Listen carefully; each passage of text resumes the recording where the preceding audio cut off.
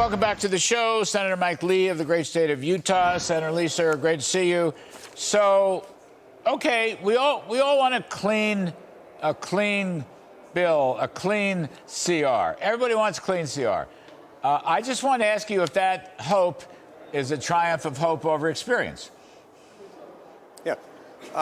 There is no question that if Chuck Schumer put a clean CR on the floor tomorrow, we could pass that thing, pass it overwhelmingly, and we could get out of here. But experience has taught us that he likely won't, because experience has taught us that he wants to use that to extract all sorts of other things. Of course, he can do that only when enough people vote for him on it. If he can't get to 60 to bring debate to a close, it wouldn't work. We as a body collectively could decide not to do that. If 41 of us decided not to do it his way, we could stop it and we could force passage of a clean CR, one that would take us into the next Congress so that the Democrats can't come back after we win majorities in the elections and pass a big year-long omnibus in December. That's what we ought to be doing. You know, right. I mean, I see this very transparently. The cavalry's coming. The House and Senate are going to change hands, and they won't take this CR past December, whatever, 16th, because they want 2 weeks for the last hurrah of left-wing progressivism, God knows what. They'll just jam it all in there as much as they can. I hope it can be beaten. But, I mean, that to me is exactly where they're going. It's dirty pool, and I think it's good to, talk about it like this so that voters understand this game is being played. That's right, and that's why we've got this letter. I wrote a letter that's been signed by 14 senators, and we're still adding signatures to it. We'd love to get more, saying, please, just give us a chance to do this. Give us a chance to put this into the next Congress so that we don't get stuck with a massive omnibus in December. Because if this passes the way they want it, and this next spending period expires in December, we're going to be right back at that battle, and that's going to be a big battle to stop that omnibus. We shouldn't put ourselves or the American people through that, especially at a time when we're experiencing rampant inflation. You know, Larry, in Utah, inflation's at about 15.6% relative to the day that Joe Biden took office. Wow. $925 a month on average for monthly household family living expenses. This is outrageous, and it's got to stop. That's something that begins with a clean CR. You know, Senator, you talked about 41 votes. So if you had 41 votes, you could enforce the pay-go spending caps, which are still around. They're still in the legislation. They always get waived. But you could, heaven forbid, anybody wants to cut spending around there. That's one way to do it. 41 votes, then you'd stop a waiver, and the pay-go caps would go into place. It would be a sequestration. No, that's exactly right. And it's a shame that we haven't been doing that. I've been calling for that sort of action for the decade, because we've been spending chronically more than we're bringing in.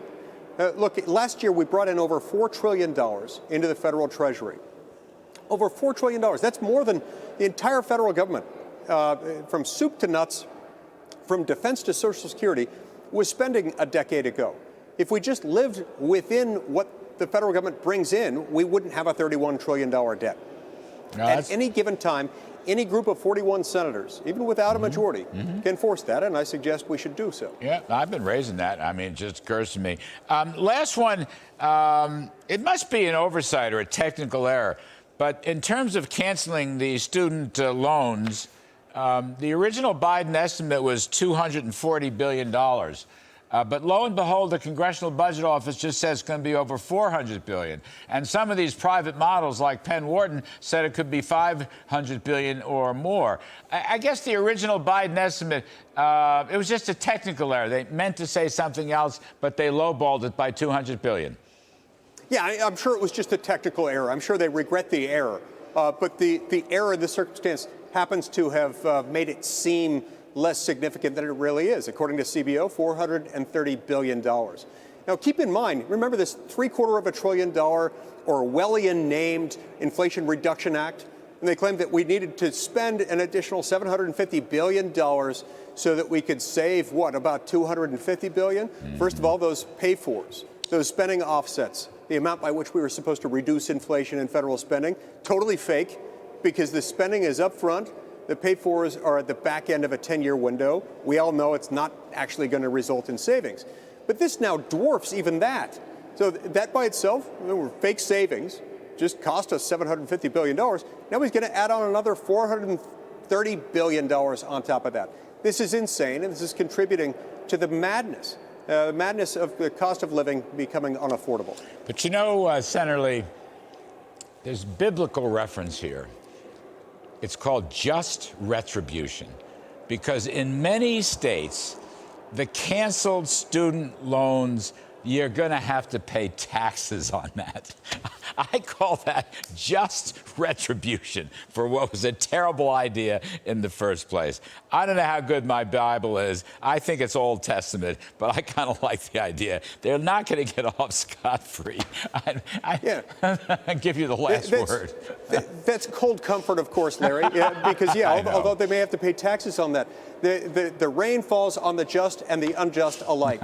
And here, what that means is that hardworking Americans are still paying for this thing through inflation, whether they're taxed for it or not. No, serious business. Anyway, Senator Mike Lee, thank you, sir.